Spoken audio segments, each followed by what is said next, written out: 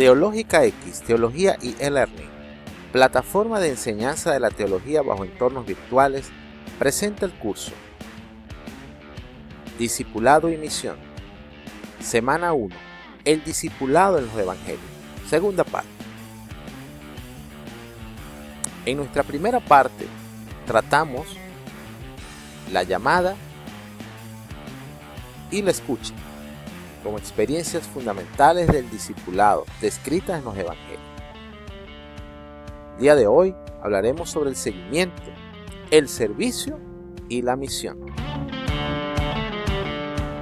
El seguimiento describe metafóricamente la fidelidad del discípulo a la práctica del mensaje de Jesús. Seguir a Jesús significa mantener la cercanía a Él mediante un movimiento subordinado al suyo. Jesús es quien va adelante y los discípulos son seguidores del mismo itinerario. Como adhesión inicial en los evangelios se expresa en términos de acercarse a Él. Como adhesión permanente implica seguimiento. Seguimiento es el ejercicio concreto del creer, del apoyar completamente la propia existencia en la de Jesús para construir con Él un proyecto de vida. La fe, en cuanto a ejercicio de la vocación, se realiza en la fidelidad al camino del Maestro. En el Nuevo Testamento, el término seguir es usado por los evangelistas para indicar a quienes en el movimiento de Jesús se han ubicado en la dinámica del discipulado, han recibido la llamada y han entrado en una especial relación con Él. En el Antiguo Testamento, por su parte, el verbo seguir carece de valor religioso. El guerrero sigue al jefe, la esposa sigue al esposo. En la época rabínica se describe con frecuencia cómo los rabinos preceden a pie o montados en su asno y el discípulo sigue atrás, a una debida distancia. De este modo, toma distancia del concepto griego y rabínico de discipulado, que lo entendía solo como un estado de aprendizaje. Ahora es la unión con el Maestro como se vive la conversión. Aprendizaje del nuevo estilo de vida de Jesús, en el que se experimenta el estar en el reino, el ser creado por Dios y convertirse así en bendición para los demás. Es interesante resaltar cómo Marcos y Lucas dan suma importancia al tema del camino en sus respectivas obras.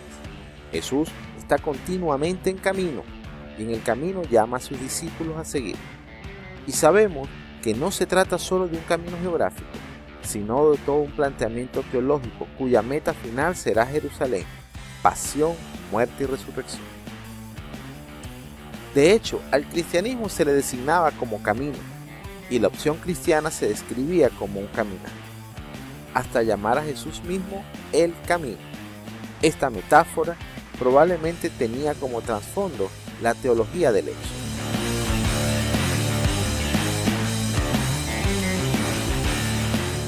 El discipulado se concretó entonces en seguimiento físico. Implicaba ante todo asumir el estilo de vida itinerante del Maestro. De ahí en adelante, los discípulos acompañarán a Jesús en todo momento y en su incansable peregrinar por las aldeas de Galilea. A diferencia de otras formas de discipulado de la época, seguir a Jesús exigía la convivencia continuada con Él, porque los discípulos no solamente tenían que aprender unas enseñanzas, sino que tenían que ser testigos de la vida de Jesús y de su modo de actuar. Todo lo que Jesús hace es también enseñanza. En todo ello se estaba concretizando el reinado de Dios. El seguimiento físico por los caminos y aldeas de Galilea era el signo de un camino interior, por el que el discípulo iba adhiriéndose a Jesús, a su persona y a su mensaje, el reino por él anunciado y su modo de enfocar la vida y la religión misma. En este nivel debemos ubicar entonces las exigencias del seguimiento, que no se puede interpretar solamente en el aspecto ascético. En el empleo del vocablo discípulo y del verbo seguir, en el Nuevo Testamento es fundamental el sentido de adhesión a la persona de Jesucristo, y con ello el sentido de acogida a sus enseñanzas y a su visión de la vida. Es su relación con Él, no con sus enseñanzas en sí, la que lo constituye y define como discípulo suyo.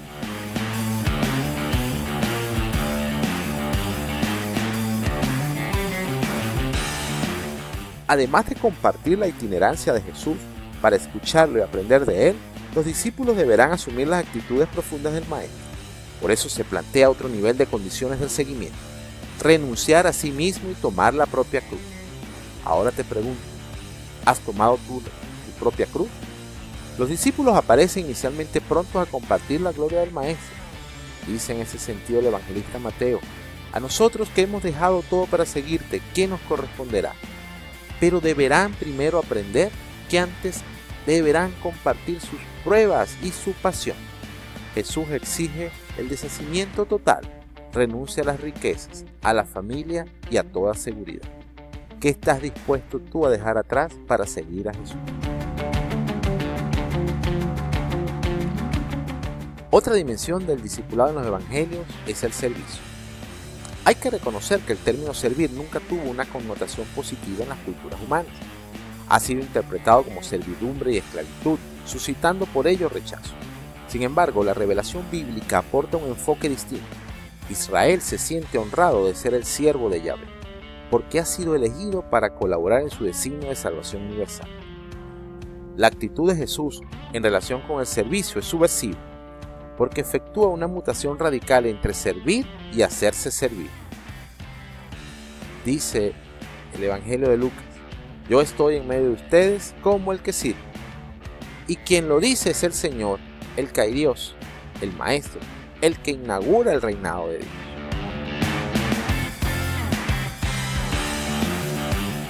El servicio evangélico no es solo cuestión de hacer cosas por los demás, sino un proceso de identificación profunda con Jesús, servidor del Padre y de los hermanos.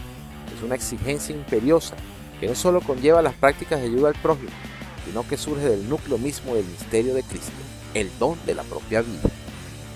Jesús, recordemos, es el que sirvió y dio la vida en rescate por muchos. El don de la vida es la esencia del servir, del existir para los otros. Por ello, Juan extrae una consecuencia clara: nosotros también debemos dar la vida por los hermanos. Mateo menciona diversas actividades en el concepto de servir, tales como dar de comer y de vestir, alojar, visitar a los enfermos y a los presos, mostrando que ese concepto designa la concretización del amor cristiano al prójimo. Encontramos la misma síntesis en la parábola del buen samaritano de Lucas, en la que los gestos concretos de servicio están respondiendo no solo a la pregunta ¿quién es mi prójimo?, sino también a la anterior: ¿qué debo hacer para obtener la vida eterna? De esta manera, Jesús pone en evidencia que en esto consiste la verdadera pertenencia al círculo de sus discípulos, pues lo mismo que hagan con el prójimo, se lo harán a él. El servicio, entonces, es el camino para participar en la obra de Jesús.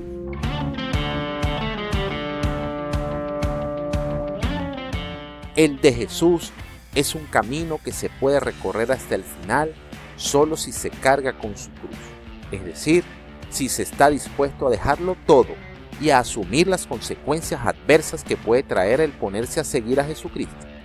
El Jesús que camina, llama y muere es un servidor de Dios que se desvive por los hombres acogiendo, curando, exorcizando, perdonando hasta dar su vida por ellos.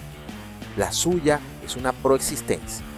Este es el camino que debe seguir quien quiera ser discípulo de Jesucristo. La última dimensión que explora el discipulado en el Evangelio es la misión. Al enviar a sus discípulos, Jesús los hace partícipes de su misión de Mesías servidor. Y hay que tener bien claro que Jesús no anunció la llegada del reino de Dios solamente con palabras, sino que toda su vida, su actuar, sus gestos y decisiones son anuncio y parábola del reino. En la misión, los discípulos deberán referir las palabras de Jesús y reflejar su manera de actuar. Podemos comprender así por qué en el mandato misionero Jesús pide a sus discípulos no solo que proclamen sus palabras y la novedad de la experiencia de Dios, sino que inicien el reino a través de esos signos.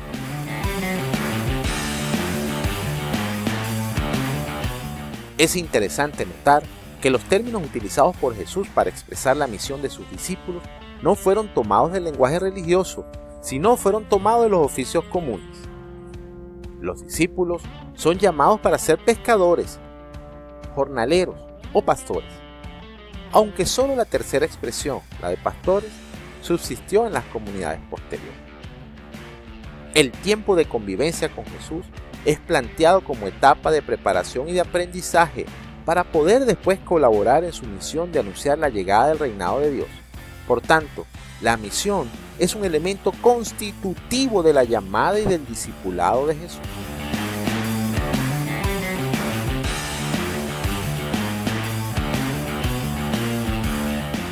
Al llamar a los suyos para que lo sigan, les da un encargo muy preciso: anunciar el evangelio del reino a todas las naciones.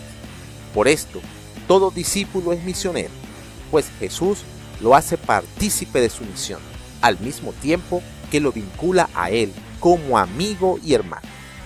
De esta manera, como él es testigo del misterio del Padre, así los discípulos son testigos de la muerte y resurrección del Señor hasta que él vuelva.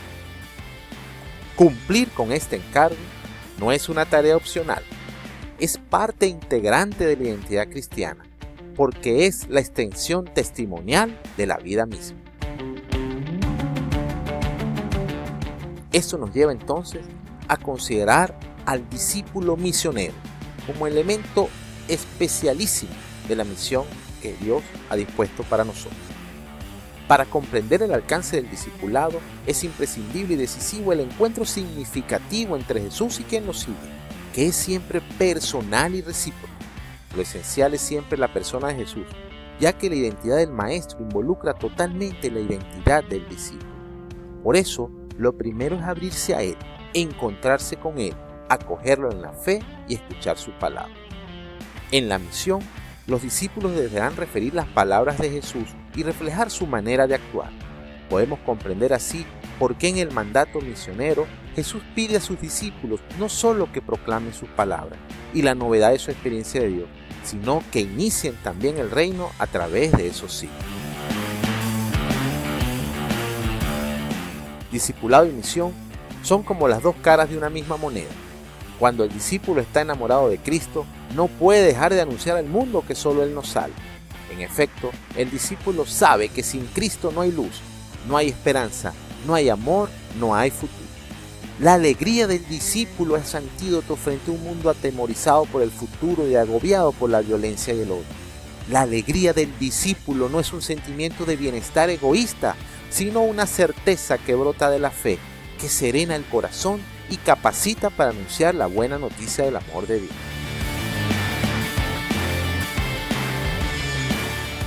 Conocer a Jesús es el mejor regalo que puede recibir cualquier persona. Haberlo encontrado nosotros es lo mejor que nos ha ocurrido en la vida, y darlo a conocer con nuestra palabra y obras es nuestro gozo. Ello significa que encontrarse con Jesús significa descubrir la felicidad plena como ser humano, la que procura la práctica de su mensaje. Es la alegría del discípulo misionero, la alegría a ser vivida en los corazones convertidos y pacificados de los discípulos, y primer don para comunicarle a otros la riqueza del Evangelio. Atrévete a ser discípulo misionero. Gracias por su atención. Nos vemos en la próxima sesión.